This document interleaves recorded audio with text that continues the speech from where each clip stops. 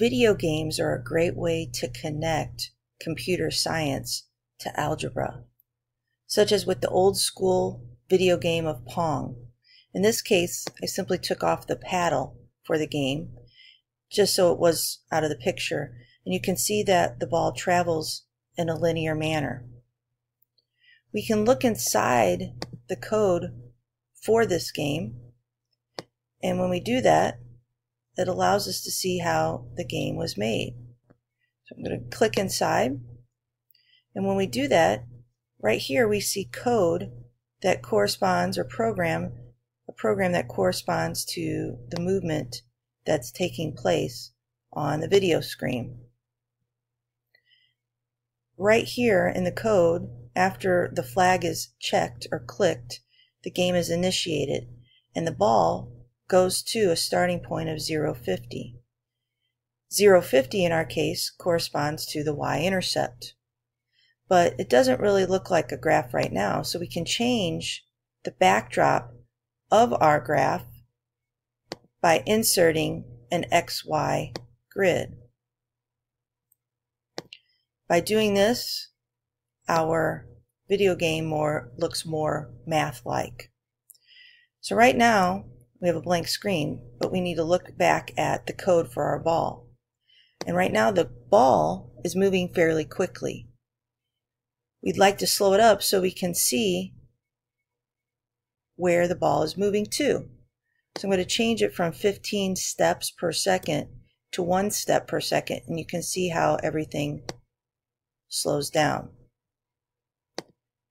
Now if we start our program over, again, you can see it started at 0,50, and we can eyeball, again, linear path, we can eyeball where that ball hit the wall. So we already knew the y-intercept, and we could estimate where the ball hit the wall. Knowing these 2 points, we can have students determine the slope of the linear path that the ball is making. In this case, we end up with a slope of -17/30. Knowing the slope and knowing the y-intercept, students can then write the equation of the linear path of the ball.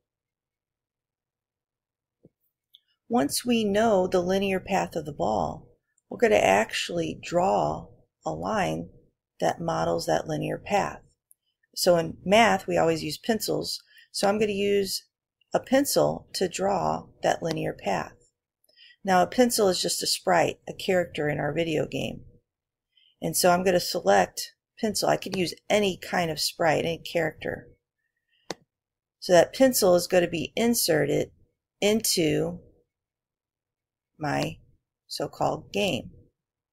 The pencil to me is too big, and so I can shrink the pencil, which is a good way to talk about proportion. Once I have that pencil, I can now write the code that will make that pencil draw our line. So now I'm going to program the pencil, and I want it to be consistent with the program. So when the flag is checked or clicked, we're going to initiate the program, and this is going to apply to the pencil. Next, I'm going to add a series of blocks or steps that are going to correspond with our pencil. And so there's a series of just programming language that I'm going to use that students, you can give them steps, but it's going to connect back to the math, specifically with slope-intercept form of an equation, which involves y equals mx plus b. And so that slope-intercept form of an equation involves certain variables. Again, one of those variables is m, which represents the slope, and another variable is b, which is going to correspond, as we know, to the y-coordinate of the y-intercept. Once we have those variables established, we can tell the computer what m and b are, And that can actually change depending on the linear path of the ball. So I'm going to set B. In this case, B was 50 because our y-intercept was 0, 50. And I'm going to set M, our slope, to what we determined the slope to be.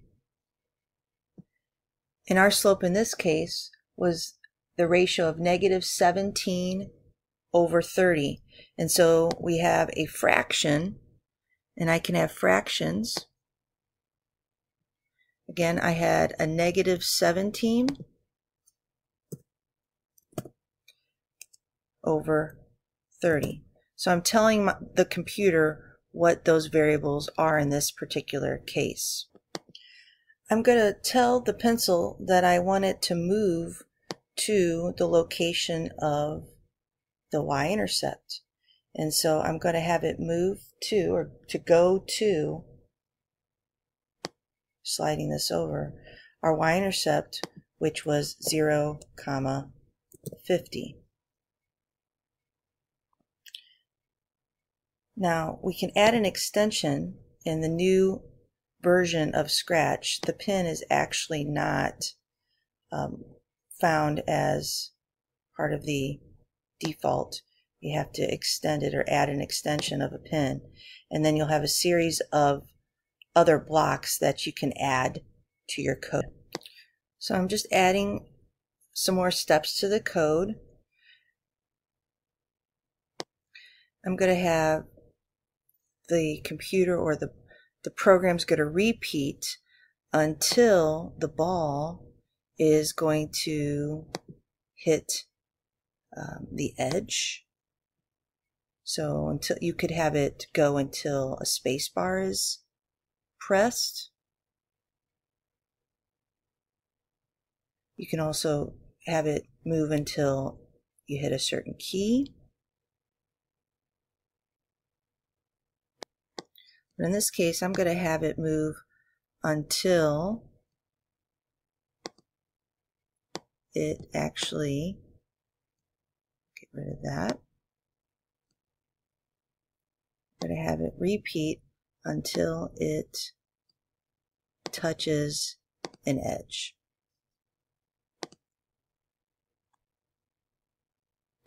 So we're going to have the pencil move, and it's going to move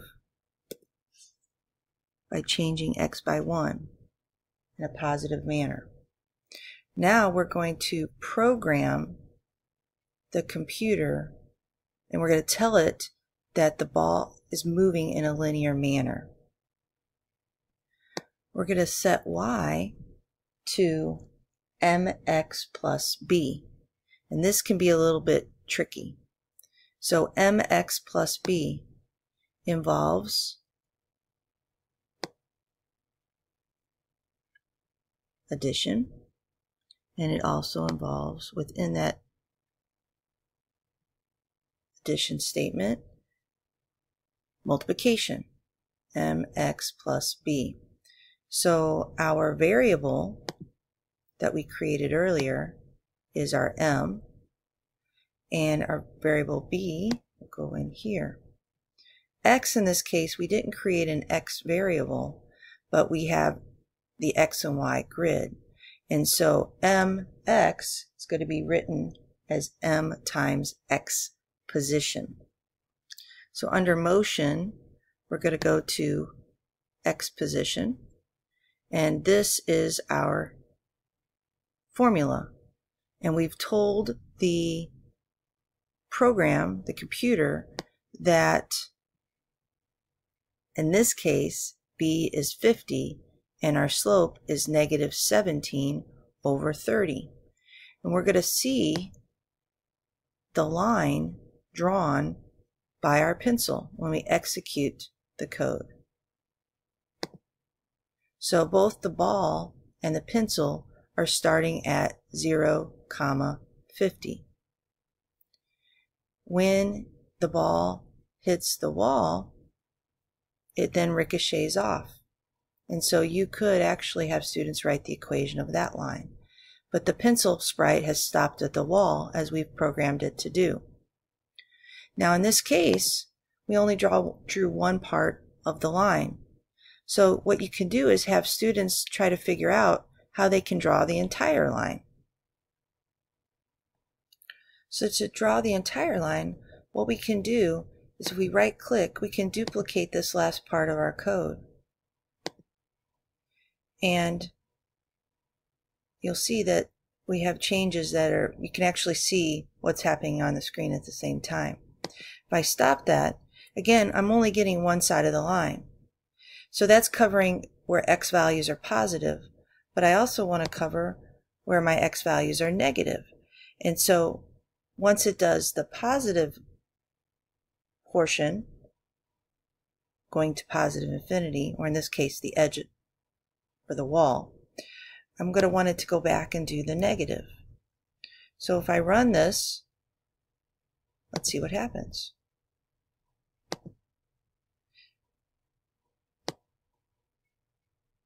So there, we're changing x by 1, and nothing happened. So obviously, I did something wrong. Well, if we change this from edge to a different outcome or different program, different code, we can change in terms of when we want our pencil to stop. So that can be changed under sensing, and instead of repeat until it's touching the edge, we can have it repeat until it is going to, until we tell it by punching the space bar. Let's run the program again and see what happens. So there's when x changes by a positive 1.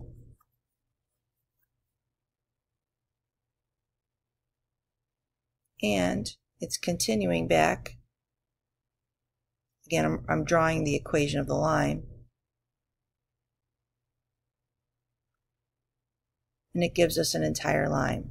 And I'm going to hit the space bar.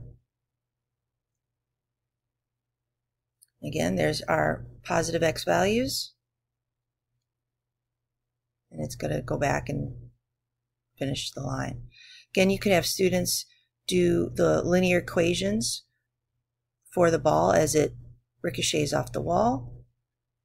And this could really get into, in this case, of parallelograms. And once I hit the space bar, we can stop.